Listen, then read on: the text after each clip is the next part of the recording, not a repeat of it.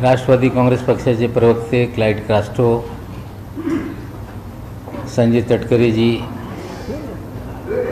आणि आमचे बीडचे नेते राम खाडे, चव्हाणजी आणि पत्रकार परिषदेला उपस्थित सर्व पत्रकार बंधू आणि भगिनी, मागच्या काही दिवसापूर्वी ईडीने वक्फ बोर्डच्या कार्यालयावर छापा अशी बातम्या पेरली होती। त्याच दिवशी पत्रकार परिषद घेऊन आम्ही खुलासा केला होता की बोर्डाच्या कार्यालयावर कुठल्याही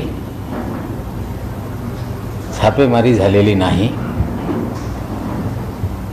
त्या उलट पुण्यातल्या एक ट्रस्ट, एंडोमेंट ताबूत ट्रस्ट,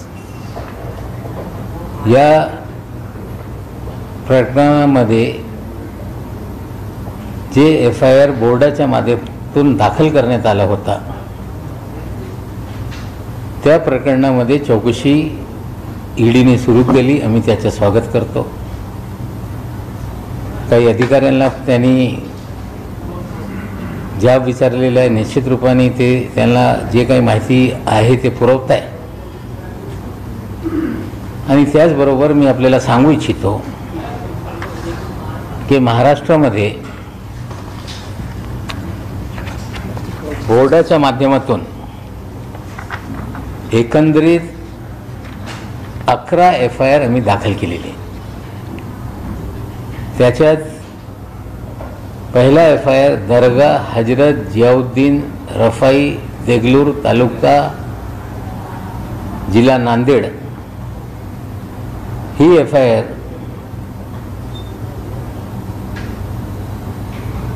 दाखल करण्यात आली।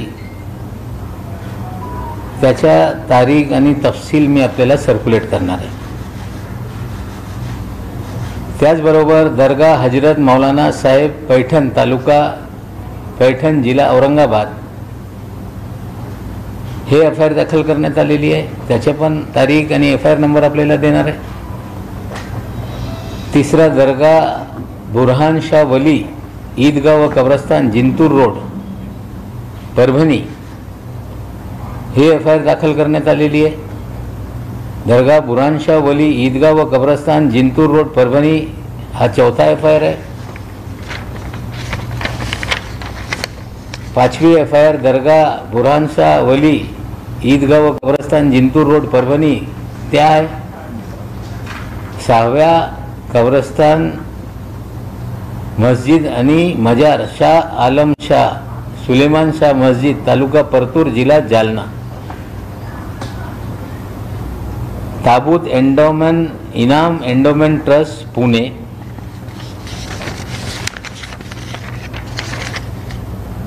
जुम्मा मस्जिद ट्रस्ट, बदलापूर, ठाणे। दर्गा नूरुल हुदा खानका मस्जिद, कब्रस्तान, दिल्ली गेट, औरंगाबाद। आणि 2 गुन्हे आष्टीमध्ये, मस्जिद मौजे देवस्थान, तालुका आष्टी, जिल्हा बीड। दर्गा गैबी पीर साहेब, कब्रस्तान मस्जिद मौजे चिचपूर, तालुका आष्टी, जिल्हा बीड। आणि त्याचबरोबर आणखीन एक प्रायव्हेट लोकांनी एक मस्जिदीच्या बाबतीत गुन्हा दाखल केलेला आहे। त्याची पण माहिती शेख मोहम्मद बुवा देवस्थान, टाकडी, रुई, असे हे मस्जिद आणि दर्गाचे आष्टीमध्ये 3 गुन्हा दाखल आहे। एकंदरीत आष्टीमध्ये 3 दर्गा आणि मस्जिदच्या जागेवर बेकायदेशीरपणे जे सर्व्हिस इनाम जमीन होती, त्याला मदत इनामच्या फेरफार करून अधिकाऱ्यांनी त्या जागेचा खालसा केला। खाजगी नाव त्याच्यावर चढवण्यात आले आणि ते प्लॉटिंग करून बेचण्याचं काम सुरू झालं होता। आणि आमच्याकडे तक्रार आल्यानंतर आम्ही ह्या 2 FIR दाखल केलेले आहे. त्याचबरोबर आमचे कार्यकर्ते राम खाडे साहेब इथे बसले. त्यांनी आष्टीमध्ये एकंदरीत 10 देवस्थानाच्या जमिनीच्या घोटाला त्यांनी समोर आणलेला आहे. त्यामध्ये हिंदू देवस्थानच्या 7 जागा आहे. मुर्शदपूर,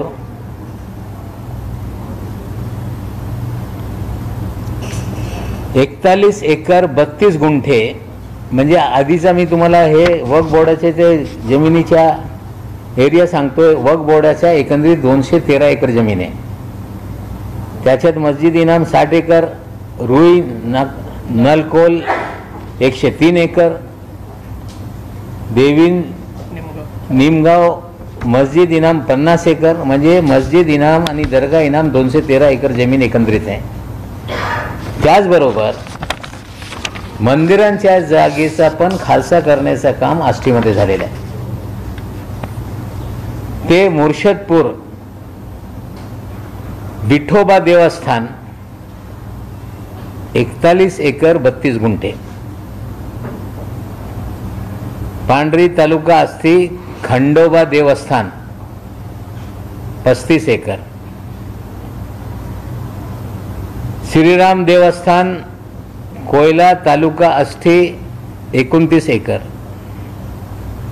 चिखली हिंगणी कोयाळ श्रीराम देवस्थान 15 एकर, चिंचपूर रामचंद्र देवस्थान 65 एकर, बेलगाव खंडोबा देवस्थान 60 एकर आणि खडकत विठोबा देवस्थान 50 एकर, एकंदरीत 300 एकर जमीन हे हिंदू देवस्थानाचे जे सर्व्हिस इनाम ज्याला सांगतो आपण, ते खालसा करण्याचं काम अधिकाऱ्यांच्या संगनमताने हे करण्यात आलेलं आहे. एकंदरीत 513 एकर जमीन हे जे मस्जिद असेल, मंदिर असेल, त्या मालकी कधीही बदलता येत नाही. हा प्रकार 2017 सालापासून सुरू झालेला आहे. त्या काळामध्ये डेप्युटी कलेक्टर शेडके होते, NR शेडके. त्यांनी हे खालसा करण्याचा उद्योग सुरू केल्यानंतर विधानसभेमध्ये याच्या बाबतीत प्रश्न विचारण्यात आला आणि नंतर त्यांना सस्पेंड करण्यात आला होता. त्यानंतर दुसरे अधिकारी आले, प्रकाश अगाव नावाचे डेप्युटी कलेक्टर, आणि 2017 पासून 2020 पर्यंत एकंदरीत देवस्थानाच्या जमीन हडपण्याचा उद्योग या आष्टीमध्ये झालेला आहे. याच्या बाबतीत 2 FIR दाखल असताना व्यवस्थित तपास झाला पाहिजे, त्यासाठी गृहमंत्र्यांकडे तक्रार झाली आणि गृहमंत्री महोदयांनी एक SITची नेमणूक केलेली आहे आणि त्यांच्याकडे 2 गुन्हे हे त्यांनी तपास सुरू केलेला आहे. आम्ही त्यांना विनंती केली की एक पत्राद्वारे मी विनंती स्वतः केली की मौजे चिंचपूर मस्जिदच्या जागाच्या SITमध्ये उल्लेख नाही, हे पण एक केस SITला दिलं पाहिजे. म्हणजे वक्फच्या जमिनीच्या केससाठी देवी निमगावच्या SIT नेमण्यात आलेली आहे. तिन्ही केस हे SITच्या माध्यमातून ॲडिशनल SP श्री कुमावत हे तपास करणार आहे आणि निश्चित रूपाने याच्यातून सत्य जे बाहेर येणार आहे. आणि 7 देवस्थानाच्या बाबतीत हे तक्रारी श्री खाडे यांनी केलेलं आहे आणि ती तक्रार तर गृह खात्याकडे करण्यात आलेली आहे, रेव्हेन्यू खात्याकडे करण्यात आलेली आहे आणि त्याचबरोबर श्री राम खाडे साहेबांनी एन्फोर्समेंट डायरेक्टरेटकडे पण हे सगळ्या 10 प्रकरणाच्या तक्रारी केलेली आहे. याच्यातून Machhindra multi state cooperative credit society याचा सहभाग आहे. या सगळ्या जागा खालसा करत असताना या कोऑपरेटिव्हच्या माध्यमातून जे बगल बच्चे तयार करण्यात आले त्यांच्या खात्यात पैसे गेले. त्या पैशातून खरेदी खत करण्यात आला आणि त्यामध्ये तिकडचे 2 नेत्यांची नावं या ईडीच्या तक्रारीमध्ये आहे. एक भाजपचे सध्याचे आमदार सुरेश धस साहेब त्यांच्या नाव आहे. त्याचबरोबर आष्टीचे माजी आमदार श्री धोंडे यांच्या नावानी पण हे तक्रार झालेली आहे. आमच्या स्पष्टपणे मत आहे की जो भारतीय जनता पक्ष हे रामाच्या नावाने राजकारण करते, तो भारतीय जनता पक्षाच्या नेते प्रभू रामच्या देवस्थानची जागा हडपताय, विठोबाच्या नावाच्या देवस्थानच्या जागा हडपताय, 7 मंदिरच्या ट्रस्टच्या जागा हडपून हजारो कोटी रुपयाच्या लाटण्याचा धंदा भाजपच्या माध्यमातून झालेला आहे. आणि आम्हाला अपेक्षा आहे की ईडी सारखी संस्था त्याच्यावर कोणीही अविश्वास दाखवत नाही. या 10 देवस्थान, त्याच्यात 3 मुस्लिम लोकांचे देवस्थान आहे, 7 हिंदू देवस्थान आहे. या जमिनीचा हजारो कोटीचा घोटाळा झालेला आहे. SITच्या माध्यमातून वक्फच्या जमिनीच्या बाबतीत हे तपास तो चालूच आहे. देवस्थानाच्या बाबतीत रेव्हेन्यू मिनिस्टरला सांगून आम्ही ते पण या SITकडे 7 प्रकरणं सोपवावे हे पण विनंती करणार आहोत. आणि आम्हाला अपेक्षा आहे की या महाराष्ट्रामध्ये जे देवस्थानाची जमीन आहे, तो मुस्लिम देवस्थान असतील, मस्जिद दर्गा असतील किंवा वेगळे वेगळे देवाच्या नावानी जे जमिनी या महाराष्ट्रामध्ये आहे, जे जागा हडपण्याचं काम या महाराष्ट्रामध्ये सुरू आहे. निश्चित रूपाने आम्ही हे सुरुवात केलेली आहे. आणि वक्फ बोर्डाच्या बाबतीत बरेचसे तक्रारी प्राप्त होत आहे. त्याच्या बोर्डाच्या माध्यमातून त्यांना कायद्याने सर्व अधिकार आहे. त्यांना स्पष्ट संकेत देण्यात आलेला आहे की जे तक्रारी तुमच्याकडे उपलब्ध होत आहे कागद तपासा. कोणी कितीही मोठा माणूस असेल, कुणाची गय करायची नाही आणि त्यांच्यावर गुन्हा दाखल करून कारवाई केली पाहिजे. ही कारवाई सगळी सुरू झालेली आहे. आता सगळे कागदपत्र हे जे तक्रार आहे त्याचे परत आम्ही तुम्हाला देणार आहे. एकंदरीत FIR जे बोर्डाच्या माध्यमातून 11 झालेली त्याच्या कागद मी आपल्याला देतोय.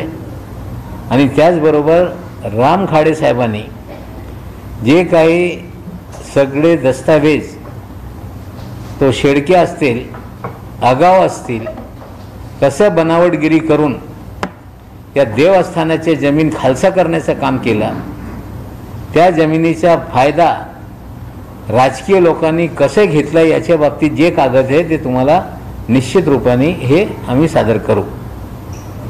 हिंदी में बोलले फिर मराठी.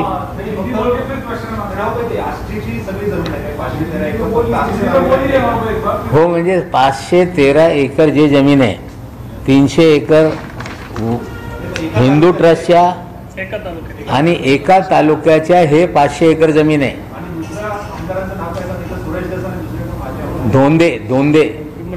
भीमराव धोंडे माजी आमदार आष्टीचे. आता हे जे धस साहेब हे ते पण आष्टीचे आमदार एका काळात होते, मग आता MLC झालेले. आता हे आम्ही एक तालुक्याच्या बाबतीत आपल्याला माहिती देतो. हळूहळू आणखीन काही कागद आम्ही काढतोय आणि देवस्थान जमिनीचा घोटाळा या महाराष्ट्रामध्ये मोठा झालेला आहे.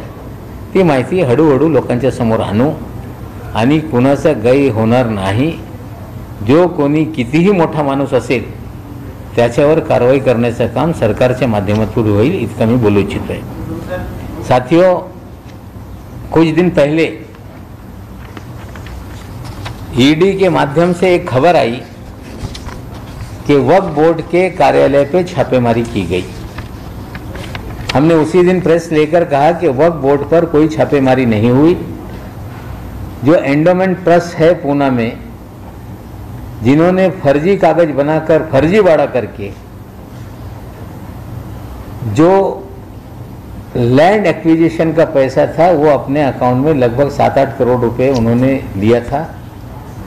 बोर्ड को जानकारी मिलने के बाद उन्होंने पूना में एफआईआर दाखिल किया बंड गार्डन पुलिस स्टेशन में, और ईडी ने उसकी जांच शुरू की। हम उस जांच की स्वागत करते हैं। जांच आगे बढ़ रही है, अधिकारियों को भी बुलाया जाता है, वो भी सहयोग करने का काम कर रहे हैं।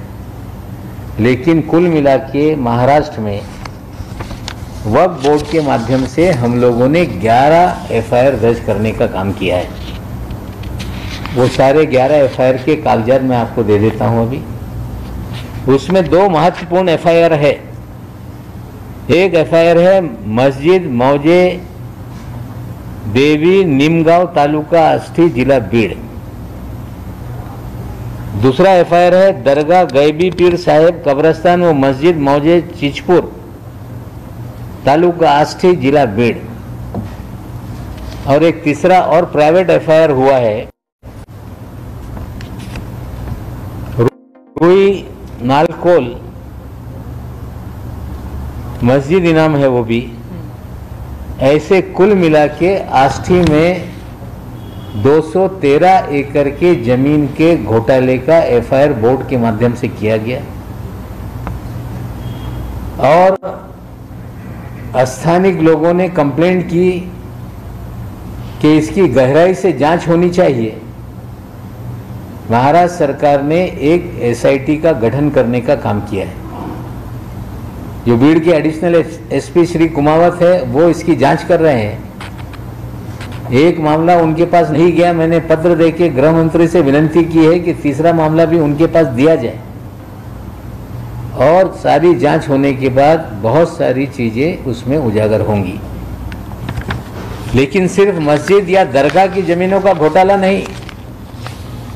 हमारे पार्टी के नेता है राम खाड़े साहब, इन्होंने और हिंदू मंदिर की जमीनों का घोटाला भी उजागर करने का काम किया है, जिसमें मुर्शदपुर में 41 एकड़ 32 गुंठा जमीन जो विठल भगवान है, विठोबा जिसको हम कहते हैं, उनके ट्रस्ट की जमीन है। पांडरी गांव में तालुका आष्टी खंडोबा मंदिर की जमीन है, वो 35 एकड़ जमीन। और राम जी के नाम पर राम जी देवस्थान कोयाड़ 29 एकड़ जमीन। चिखली हिंगनी कोयाड़ श्री राम देवस्थान 15 एकड़ जमीन। चिंचपुर रामचंद्र देवस्थान 65 एकड़ जमीन। बेलगांव खंडोबा देवस्थान 60 एकड़ जमीन। और खड़कत विठोबा देव 50 एकड़ जमीन। मस्जिद और दरगाह की 213 एकड़ और विठोबा श्री राम खंडोबा इन मंदिरों की 300 एकड़ जमीन का एक बड़ा घोटाला किया गया। ये 2017 से घोटाला शुरू हुआ। शेड़के नाम के एक डिप्टी कलेक्टर ने जो सर्विस इनाम जमीन है उसे मदद इनाम बताकर उसका खालसा करने का काम किया। प्राइवेट लोगों के नाम पे उसका 7/12 तैयार किया गया और उस जमीन पे प्लॉटिंग करके हजारों करोड़ का व्यवहार किया गया है। 2017 से शुरू होने के बाद विधानसभा में सवाल उठाया गया, शेड़के को सस्पेंड किया गया। उसके बाद एक दूसरे अधिकारी आए अगाव नाम के, उन्होंने ये श्रृंखला जारी रखा इसकी कंप्लेंट हम लोगों के पास आने के बाद खास करके मस्जिद और दरगाह के हमने बोर्ड को भेजा कि इसकी जांच करो। बोर्ड ने पाया कि गलत तरीके से म्यूटेशन किया गया और बोर्ड ने 2 एफआईआर दर्ज कराया और 1 संबंधित लोगों ने एफआईआर दर्ज किया है। जहां तक 7 मंदिरों की जगहों का सवाल है, उसकी कंप्लेंट होम डिपार्टमेंट में की गई है। हमारे राम खाड़े साहब वहां के कार्यकर्ता हैं। रेवेन्यू डिपार्टमेंट में की गई है, निश्चित रूप से उसमें भी एफआईआर दर्ज होगी।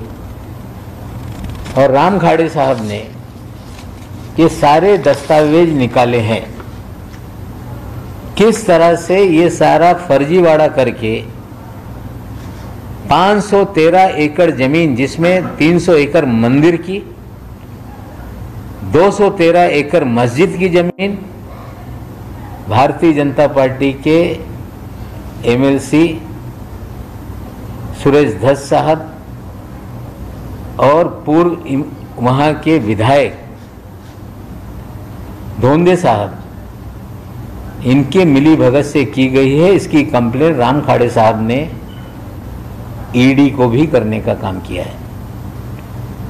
Machhindar Nath multi state cooperative credit society के माध्यम से ये सारा पैसा सैफन किया गया, कुछ बगल बच्चों को खड़ा किया गया। और जो पार्टी राम जी के नाम पे राजनीति कर रही है, जो पार्टी धर्म का ठेकेदार बनी हुई है, उसी पार्टी के लोग मंदिरों की जमीनों को हड़पने का काम कर रहे हैं। ईडी के पास कंप्लेंट की गई है। हमें आशा है कि इस कंप्लेंट को गंभीरता से ईडी लेगी और ईडी तो जांच अपना करे। मनी लॉन्ड्रिंग का बड़ा मामला है ये। साथ ही साथ एसआईटी के माध्यम से चीज़ें आगे बढ़ रही है और जो भी कागजात है अभी हम आपको देंगे कि किस तरह से 2 डिप्टी कलेक्टर और नेताओं के मिली भगत से हजारों करोड़ की जमीन का ये घोटाला है। ये सिर्फ एक तहसील का है। वक्फ बोर्ड जो बोर्ड के मातहत जमीनें हैं, जिसे जिस तरह से गड़बड़ी करके किसी ने हड़पा है, उसकी जांच अलग अलग चीज़ों की हो रही है। जैसे जैसे कागजात सामने आ रहे हैं, एफआईआर दाखिल करने का सिलसिला शुरू है। हमें लगता है कि महाराष्ट्र में मस्जिद मंदिर की जगहों को लूटने का बड़ा एक रैकेट था, जिसके खिलाफ मुहिम हमने शुरू की है। वक्फ बोर्ड जो बोर्ड के मातहत है, वो सारी मुहिम के तहत जिन लोगों ने भी किया होगा कार्रवाई करेगी। और अभी आज 7 मंदिर के मामले हमने निकाले हैं। आने वाले दिनों में हम लोग और कुछ मंदिरों के कागजात आपके सामने रखेंगे। हमें लगता है कि भारतीय जनता पार्टी धर्म के नाम पे राजनीति करती है और श्री राम जी के मंदिर ट्रस्ट की जगह हड़पने का काम करते हैं लोग। विट्ठल भगवान के नाम की जमीन को हड़प करने का काम करते हैं। खंडोबा मंदिर की जमीनों को हड़प करने का काम करते हैं। हमें लगता है कि जांच जैसे जैसे आगे बढ़ेगी, बहुत सारे चेहरे इसमें आएंगे सामने और इस विषय में जैसे जैसे कागजात मिलेंगे हम लोग आपके सामने रखने का काम करेंगे।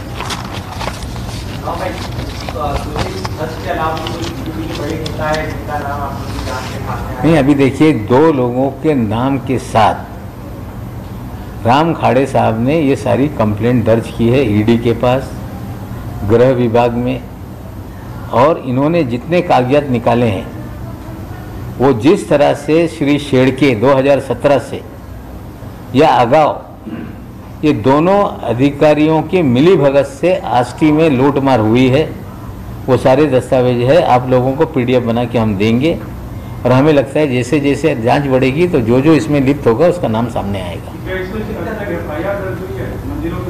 मंदिर के मामले में अभी तक एफआईआर दर्ज नहीं हुई है, कंप्लेंट है और हमें लगता है कि जल्द उसको लेके भी एफआईआर दर्ज कराएंगे हम लोग।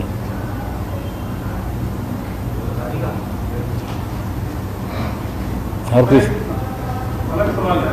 कल आपने ट्वीट किया था, परसों रात में कि सुबह सरकारी मेहमान आने वाले आपके यहाँ, आप क्या डिस्प्यूट सॉल्व करेंगे? आप क्या दुनिया है डेटे की कंपनी के पास पहुँच गए, क्या? देखिए, मैं आपको स्पष्ट रूप से कह दूं कि जो अगीचा और श्री दरवेश की कंपनी को लेके कोई कार्रवाई हुई है, उनका अधिकार है, वे कर सकते हैं। एक टचवुड रियलिटी नाम की एक कंपनी है जिसमें हमारे लड़के का 20% शेयर है। अगर कोई पैसा बैंक से किसी ने कोई गबन करने का काम किया होगा तो निश्चित रूप से उससे हमारा कोई भी दूर दूर से संबंध नहीं है।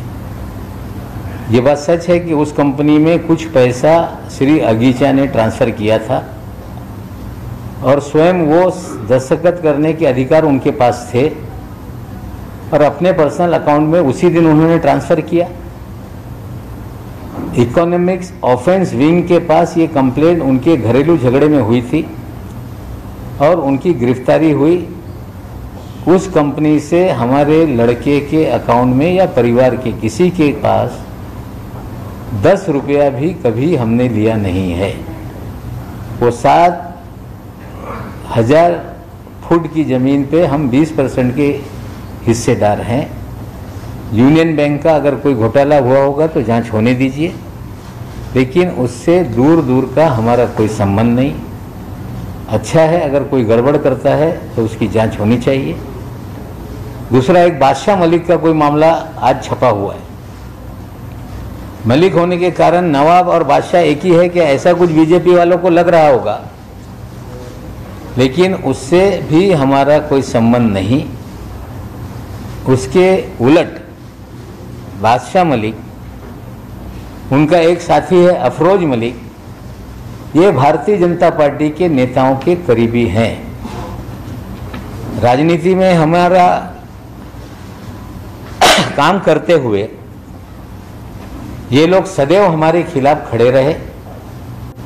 बीजेपी के नेताओं के साथ इनकी घनिष्ठ संबंध है और हमें लगता है जांच होगी तो इसमें भी बादशाह मलिक के मामले में भी बीजेपी के नेताओं के नाम सामने आएंगे। माना जाए कि आपको बेटे के लिए बेटे की कंपनी का देखिए, ऐसा है कि मैं हूँ, मेरा परिवार हो, इस देश में कानूनन कारोबार करना ये सभी लोगों का मौलिक अधिकार है।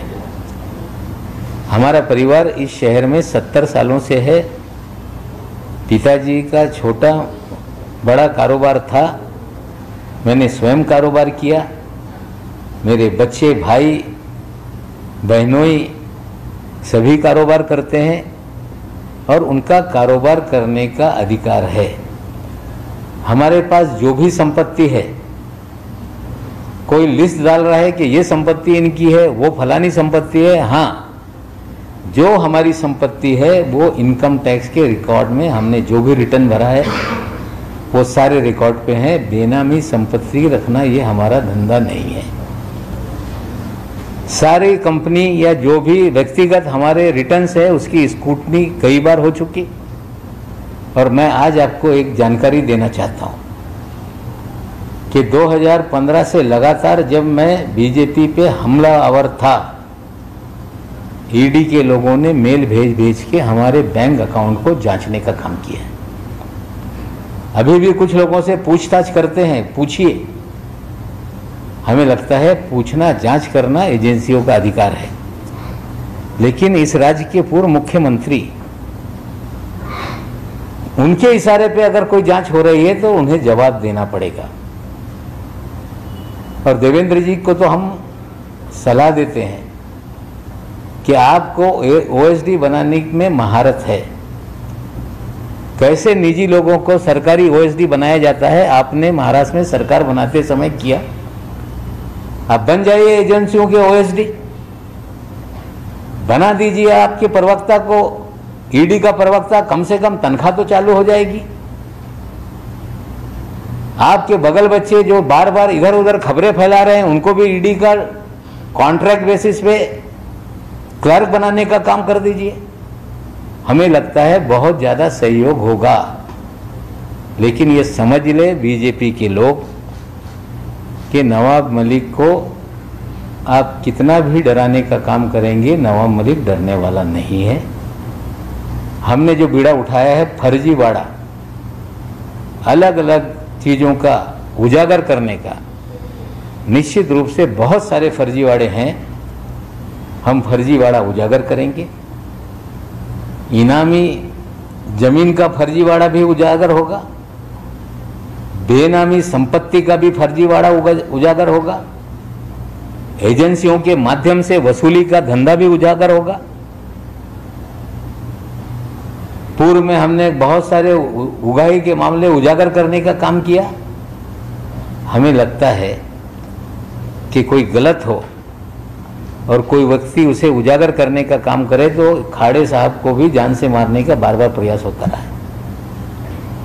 इनके खिलाफ भी फर्जी मामले बनाए जाते हैं, लेकिन हमारे साथी कोई फर्जी मामलों से डरने वाले नहीं हैं।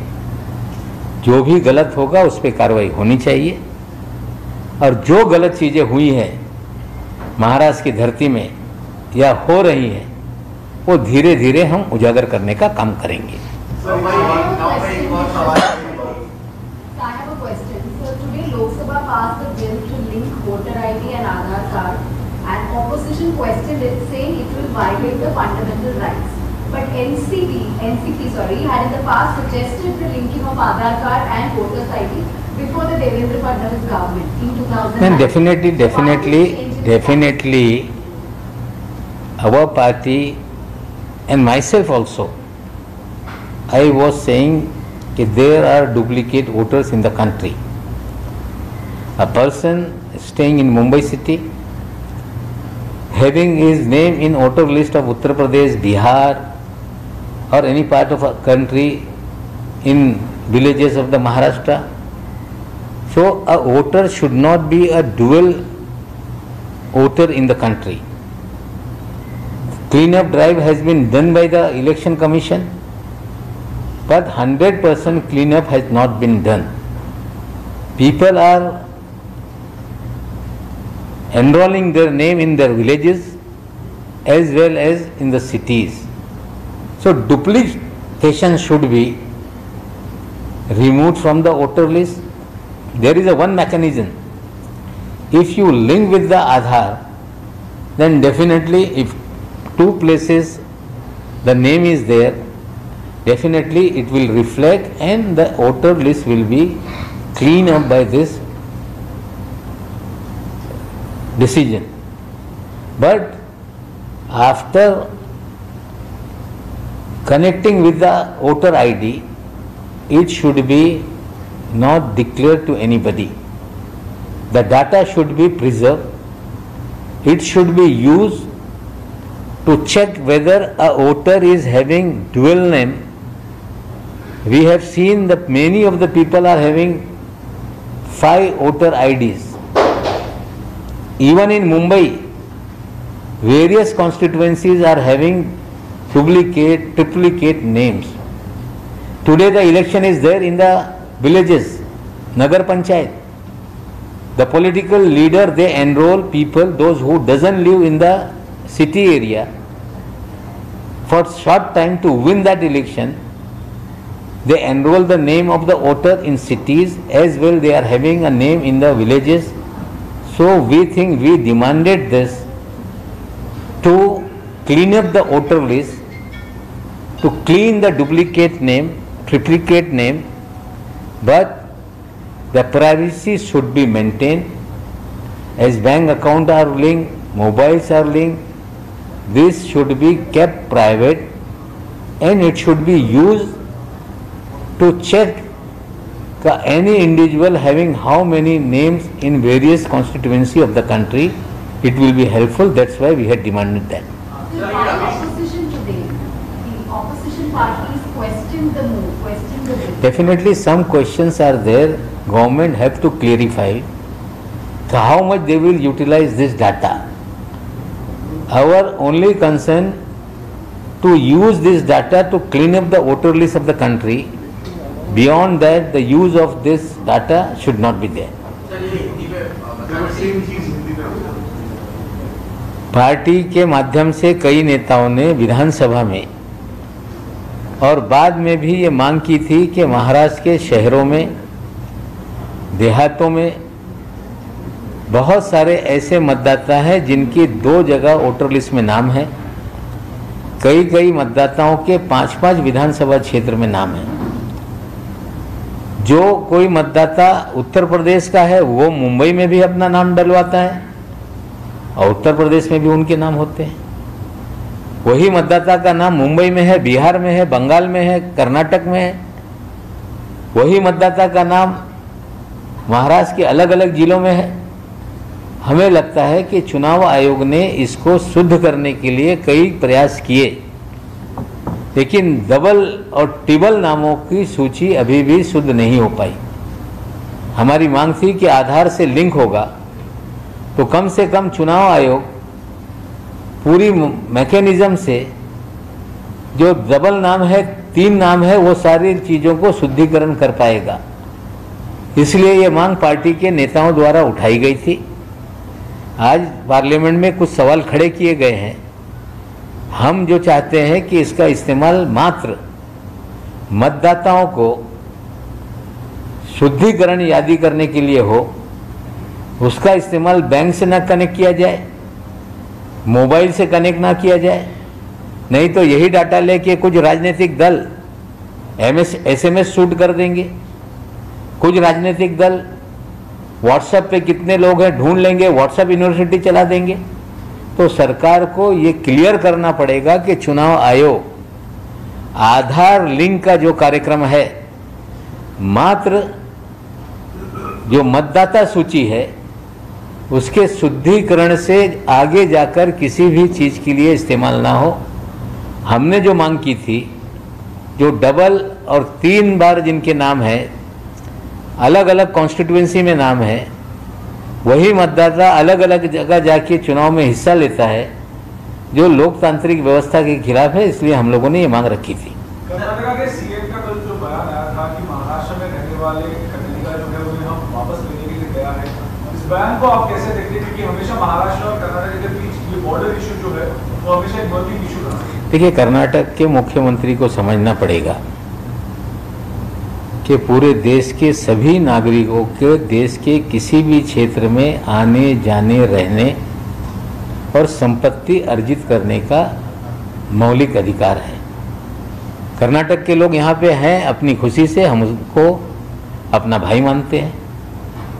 पूरे देश के लोग इस महाराष्ट्र की धरती पे हमने कभी द्वेष नहीं किया, लेकिन जो मराठी भाषिक लोग हैं उनके साथ कर्नाटक की सरकार का द्वेष है। मराठी भाषा के प्रति वो द्वेषपूर्ण व्यवहार करते हैं। जो मराठी बोलने वाले लोग हैं उनकी मांग रही है कि बेलगांव, कारवार के जो मराठी बोलने वाले गांव हैं उन्हें महाराष्ट्र में मिलाया जाए। मामला सुप्रीम कोर्ट में है, बातचीत से हल हो, हमारा प्रयास है। लेकिन इसका मतलब ये नहीं कि जो मराठी बोलेगा, जो महाराष्ट्र एकीकरण की बात करेगा, उसके साथ द्वेष भाव से कोई कार्रवाई हो। और हद तो ये हो गई कि मराठी का विरोध, महाराष्ट्र का विरोध, ये विरोध छत्रपति शिवाजी महाराज के प्रतिमा की विडंबना तक पहुंच गया। और हमें बताते हुए दुख होता है कि कर्नाटक के मुख्यमंत्री उस घटना को छोटी मोटी घटना कहते हैं। छत्रपति शिवाजी महाराज देश के लोगों की अस्मिता है। अगर वो कोई उनकी विडंबना करे प्रतिमा की, तो जिम्मेदारी बनती है कि उन्हें पकड़ा जाए, कठोर कार्रवाई हो। छोटी मोटी बात करके उन्हें बचाना ये उचित नहीं है। हम इसकी निंदा करते हैं और मांग करते हैं कि मुख्यमंत्री अपने शब्द वापस लें और मराठी भाषा के द्वेष और महाराष्ट्र का द्वेष ये महाराष्ट्र तक ना ले जाए, हम उनसे विनंती करते हैं।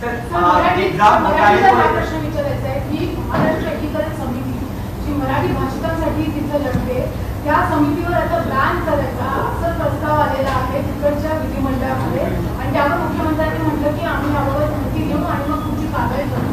तर मराठी भाषिकांसाठी जी काम करते त्यांनाच प्लॅन घालण्याची माहिती आहे। ज्या पद्धतीने कर्नाटकामध्ये मराठी भाषिक, मराठी माणसावर अन्याय बरेच दिवसापासून होत आहे, आजच्या घडीला ते मर्यादेच्या पलीकडे गेलेलं आहे।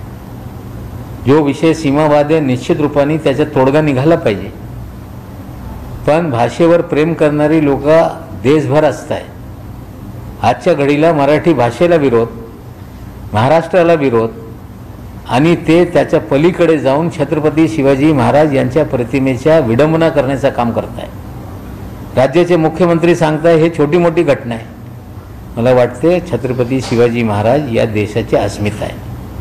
त्यांनी ज्या प्रकारे इथे वक्तव्य केलेलं आहे त्यांनी तात्काळ मागे घेतलं पाहिजे आणि जे काही प्रश्न असतील सुप्रीम कोर्टात आहे त्याच्यात तोडगा निघू शकते. पण जोपर्यंत तोडगा निघत नाही तोपर्यंत मराठी भाषिक मराठी माणसा एकीकरण समितीच्या वर जे अन्याय होते आता विधानसभेमध्ये प्रस्ताव येत आहे त्याच्या आम्ही निंदा करतो. आणि या कर्नाटकच्या मुख्यमंत्र्यांना आम्ही बोलू इच्छितो, तुम्ही महाराष्ट्राकडे बघा. इथे उत्तर भारतीयांची संघटना आहे, दक्षिण भारतीयांची संघटना आहे, कन्नडी लोकांची संघटना आहे, त्या पलीकडे जाऊन शेट्टीची संघटना आहे, पुजारी लोकांची संघटना आहे. पण कधी त्यांना बॅन करा अशी मागणी या महाराष्ट्रामध्ये होत नाही. महाराष्ट्र सर्वांना सामावून घेत आहे. या देशातल्या प्रत्येक नागरिकांना कुठे राहायचं आहे, कुठल्या पद्धतीने जगायचं आहे, कुठे संपत्ती अर्जित करायची आहे हे मौलिक अधिकार असताना त्याच्यावर गदा आणण्याचं काम जर कर्नाटक सरकार करत असेल ते महाराष्ट्राची जनता त्याला सहन करणार नाही. त्यांनी या प्रकारचे प्रस्ताव तात्काळ स्थगित करावे आम्ही ही मागणी करतो. जी महत्वाकांक्षी योजना महाविकास आघाडी सरकारची शिवभोजन थाळी त्याच्यामध्ये आता घोटाळा समोर आलेला आहे. शिवभोजन थाळी केंद्र आहे तिथे कोटी नावं लोकांनी दाखवले जातात आणि पैसे सरकारकडे टाकले जातात. हे बघा असं आहे, शिवभोजन थाली योजना हे गरजू आणि गरीब लोकांना स्वस्थ भोजन देण्याच्या योजना महाराष्ट्र सरकारच्या माध्यमातून सुरू झालेल्या आहे. काही ठिकाणी जर खोटी नावं दाखवून कोणी पैसे लाटत असतील तर निश्चित रूपाने त्याच्या इन्क्वायरी करून त्यांच्यावर कारवाई सरकारच्या माध्यमातून होईल. गरिबांच्या पोटाचं जेवण कोणी खात असेल तर त्याला अजिबात सरकार सोडणार नहीं. सर एग्जाम घोटाले को लेकर सर देवेंद्र फडणवीस ने मांग की, उनका कहना है कि इस घोटाले के कार सरकार में बहुत अंदर तक घुसे हो सकते हैं, इसलिए सीबीआई जांच होनी चाहिए. सीबीआई को देखिए क्या मामला दबाना चाहते हैं. 2016 से फर्जीवाड़ा महाराष्ट्र में चल रहा है. वही सारी कंपनियां हैं जो डिजिटल दलाल महाराष्ट्र में कौस्तुभ धवसे नाम का दलाल था, उसी ने व्यापम घोटाले की कंपनियों के माध्यम से भर्ती का मामला महाराष्ट्र में किया. जांच हो रही है, जांच होने दीजिए. सभी सीबीआई के पास भेज के क्या ठंडे बस्ते में आप डालना चाहते हैं. हमें लगता है कि इसके तार नागपुर के कई लोगों से जुड़े हुए हैं.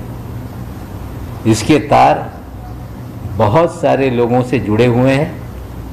जैसे जैसे जांच आगे बढ़ेगी 2016 से लेके आज तक जिन कंपनियों ने घोटाला किया है जो लोग भी उसमें सम्मिलित हैं उसको बख्शा नहीं जाएगा. और सरकार ने ये निर्णय लिया है कि इस तरह की कंपनियों के माध्यम से कोई भर्ती नहीं होगी.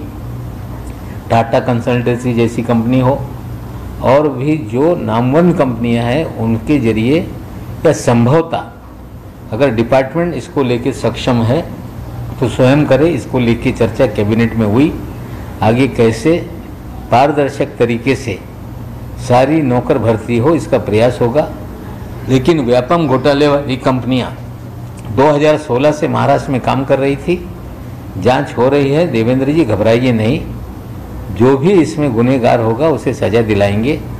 केंद्रीय एजेंसियों के पास ले जाकर क्या मामला दबाना चाहते हैं. विश्वास रखिए इसी पुलिस को आपने 5 साल तक गृह मंत्री का पद संभाला, इन पे पूरा विश्वास होना चाहिए. जो भी इसमें गुनहगार होगा उन पे कार्रवाई होगी.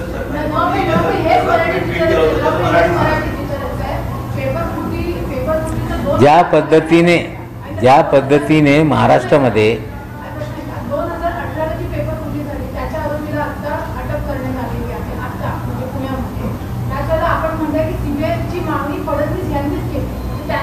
बघा असं आहे की या महाराष्ट्रामध्ये नोकर भरतीच्या म्हाडाच्या असेल, आरोग्य विभागाच्या असेल किंवा ग्रामविकास विभागाच्या असेल त्याच्यावर बऱ्याचशा पेपरफुटीच्या प्रकरण समोर आलेले आहे.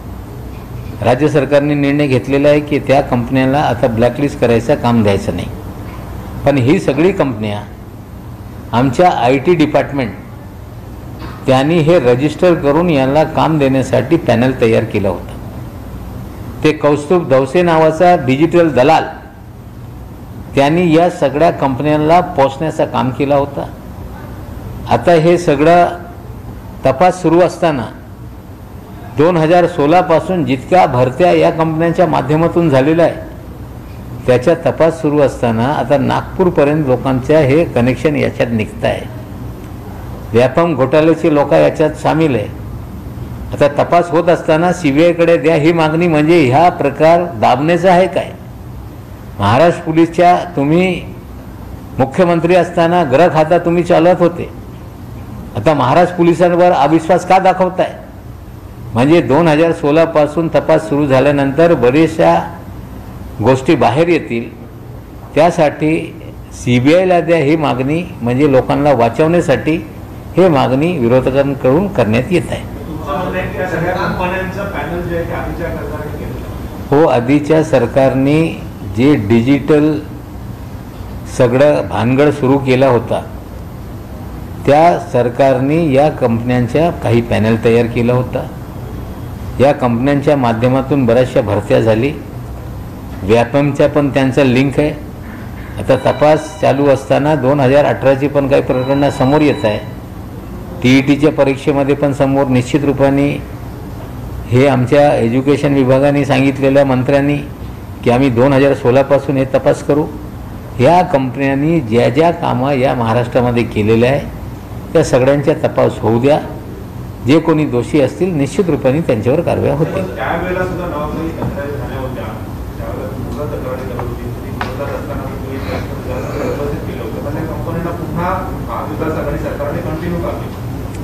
IT डिपार्टमेंटच्या माध्यमातून ही नावं पुढे होती तर निश्चित रूपाने त्या बाबतीत आम्ही स्वतः बोलत होतो या कंपनीला कामात द्यायचं नाही. तरी त्या लोकांना काही विभागाने निर्णय घेतला असेल त्याचा तपास होणारच आहे.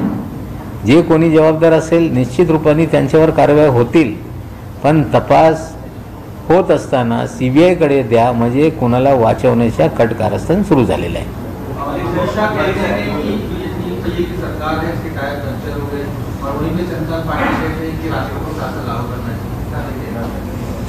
हमें लगता है कि पिछले 2 सालों से महाराष्ट्र की सरकार जनहित में काम कर रही है.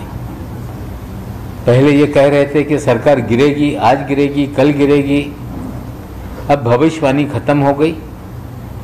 अब पंक्चर सरकार बोल रहे हैं. हमें लगता है इस तरह से बोलने का उनका अधिकार है. लेकिन अमित शाह जी बोले हिम्मत है तो इस्तीफा देकर दिखाओ, चुनाव ले लो. हमारा कहना है पहले लोकसभा का चुनाव हुआ है 6 महीना पहले. आप लोकसभा बर्खास्त कीजिए, चुनाव करा लो, फिर 6 महीने के बाद हम चुनाव करेंगे. और चंद्रकांत पाटिल जी को समझना पड़ेगा कि सरकारें खरीद फरोख्त से गिराई नहीं जा सकती. SR बोमई में सुप्रीम कोर्ट का जजमेंट है कि जब तक सरकार सदन के पटल पर बहुमत नहीं खोती उस सरकार को बेदखल नहीं किया जा सकता. हमारे पास जो बहुमत है, ना शाम, ना दाम, ना दंड, ना भेद, ना पैसा, न डर, हमारी सरकार को कोई बेदखल नहीं कर सकता. सर, एक और आरोप लगाया गया कि पेट्रोल और डीजल के दाम कम नहीं किए गए पर दारू के दाम कम कर दिए गए. कौन सी दारू है? हमें लगता है वो BJP के लोगों के फैक्ट्री में बन रही है क्या? उन्हें देखना पड़ेगा. कोई भी ऐसा नहीं. पेट्रोल के दाम सरकार, एक पिक्चर आई थी आज का MLA, दाम बढ़ा और थोड़ा सा घटा दो. जिस तरह से पेट्रोल डीजल का लूट इस देश में मचा हुआ है, बहुत ज़्यादा दाम बढ़ा के कुछ रिलैक्सेशन दे देंगे. हमें लगता है पब्लिक है, सब जानती है. मला माहीतच नाही. आता मी वाट पाहून आहे. येण्यापेक्षा मला बोलून घ्या, मी जायला पण तयार आहे. पण आमची बदनामी करू नका इतकंच आम्हाला अपेक्षा आहे. थँक्यू.